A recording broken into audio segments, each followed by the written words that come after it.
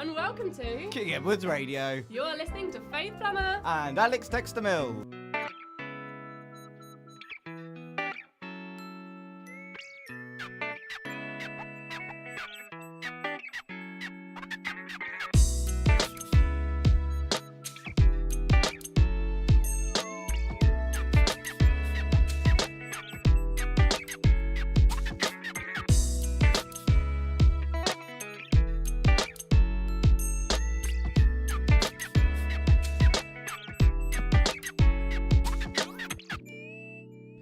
Exsilentio were lucky enough to be invited as part of the Mayor Making in Bury St Edmunds on Tuesday the 19th of May.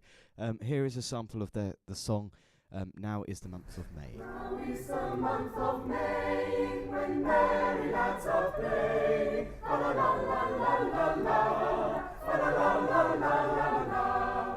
Now is the month of May, when merry lads are playing. La la la la la la, la la la la la la.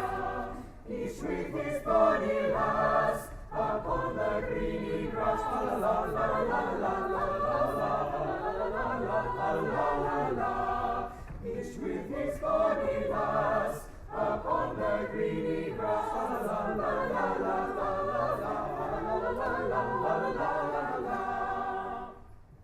The spring had all in gladness that laugh at winter's sadness. La la la la la la, la la la la la.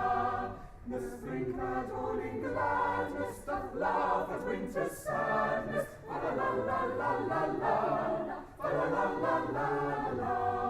And to the bagpipe sound, the nymphs spread out their ground. La la la la la la la la. And to the bagpipe sound, the nymphs spread out their ground. La la la la la la la.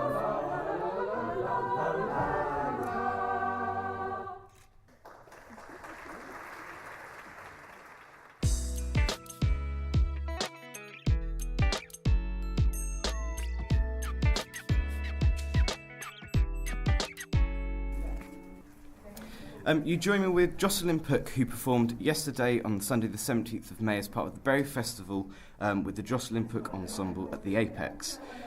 Jocelyn is one of the UK's most versatile composers, having written for stage, screen, opera house and concert hall. She's often known for her score Eyes Wide Shut and Michael Radford's The Merchant of Venice. She has won an Olivier Award and 2 British Composer Awards. She's also been nominated for a BAFTA and Golden Globe. Jocelyn, welcome to King Edward's Radio. Thank you. How did you start getting into composition? Well, I dabbled a bit when I was a child. I did a bit of kind of, composition, if you call it that, but I never imagined going into being a composer at all, because at that time, I guess, I don't know. I didn't. It was more kind of virtuoso pianists type. It was a different type of musician usually that went into being a composer, and I didn't really have that kind of confidence. And so I went to Guildhall and studied viola and piano, and then when I left, I started finding myself working with all sorts of different groups, some pop groups, and at the time it was a time when pop groups were starting to experiment with working with string players, it was kind of unusual then. So I fell into getting a lot of work actually in pop groups in the 80s, and also along with other things like new music ensembles and all sorts of groups. And also theatre. And I gradually started witnessing processes, how other people would work who were producing music without having been trained. And it gave me the confidence, really, that to go back to trying composing again. And then when the little opportunities came up, a friend's video, a kind of a student theatre company, and I gradually started to get more involved in composing. But for a long time I was mainly earning a living as a viola player, a session player, and I was in the band called the Communards for 3 years, and lots of just freelance musician really. But then gradually the composing kind of took over, and I started writing music for theatre and dance, and gradually it just took over more and more. How does composing for film compare to other types of composition, like choral composition or writing for a concert hall or an opera house? Well, yeah, I mean, they all have their challenges. They're all just, and it's not just for the I mean, every project has its own kind of challenges. And each time I start a new project, I'm always completely, overwhelmed. Because they always, it's hard to just, I mean, writing for film, it's often the case that, the very short sections of music that you need to do is even shorter for TV stuff. The cues are very short. So sometimes that's frustrating because you don't get a chance to really get a run into a piece. But on the other hand, so you often produce lots of little seeds of ideas that then you can develop later for other projects. I shouldn't really give that away, but for film and TV, it really depends. Every project is so different, and sometimes with film you're brought in right at the end. You're the last thing in a way, and that can be a bit frustrating sometimes, because I always like being involved earlier and having a chance to affect the editing and the music sometimes, because for instance with Stanley Kubrick, he would really play, the music had a huge importance, and often he would edit around the music or even film to the music sometimes. How do you find inspiration for compositions? So if you get set a brief, how do you delve within that brief and find how you're going to relate that into music?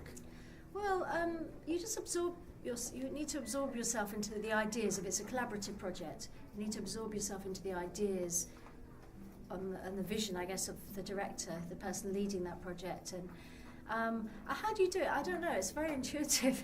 It's really intuitive. And in the end, sometimes, of course, you have blocks, and it's usually a toing and froing. You do sketches, you exchange ideas, and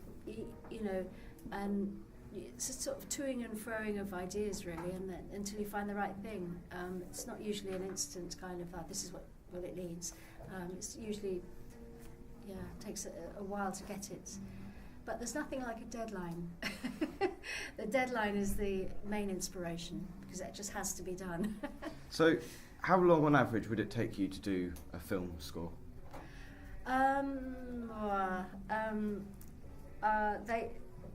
Again, it depends how much music is in the film. But for The Merchant of Venice, there was quite a lot of music in that, and some of the music had to be in vision, because some of the performers were playing, being musicians in the film.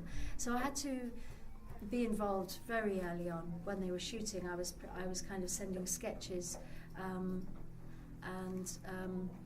for some of the music, and the whole process took about 6 months, but that was probably the longest. Usually it's more like 3.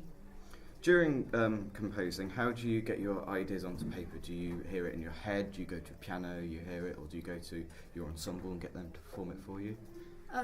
Well, no, I always start sort of either at the piano or these days more at the computer, because it's got to be done quickly, and I've got to make demos for the director, and of course there's fantastic samples, so I can make mock-ups. So either the keyboard, computer. Sometimes I do a lot through singing, actually, and I record on Logic Audio. I record I sing lots of ideas. I like working like that, which is, I guess, not so usual. Your ensemble, do you compose specifically for them, for films, or in general just specifically for your ensemble? No, the ensemble is a sort of different thing. I've adapted stuff that I wrote for film and TV and other things for the ensemble. I rarely have written anything just for them, but it's just, things evolve, and then but I love to perform things live. You know, it's got such a fantastic group of musicians. You know that make up the ensemble. We gather you have a story about a budgie, your bird. Really? The Independent did an article on you about a year ago. Yes. We were interested about this budgie. Is there a story behind it? Well, now you come to mention it. Yes, and it's moved on from that time.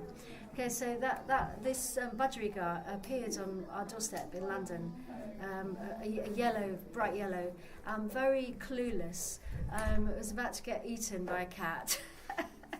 So we took it in, and the thing is, it just goes against all my nature to put a bird to have a caged bird, you know. But on the other hand, a budgerigar has to be, it can't be.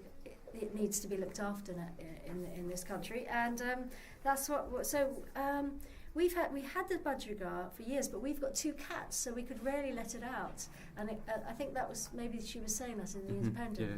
So, but only just a few months ago, a friend of mine, a guy that was working in our doing some work on our house. Who's from Bulgaria, and he adores birds. He brought his family around, and they took Lemon Drop. They fell in love with it. Actually, it's turned out to be a her. And now they've taken it. She's really, really happy with them. And now he brought her around the other day. She's got a friend who's a green budgerigar called Lime. So it's a very happy ending to that story. And one last question. What advice would you give to young composers?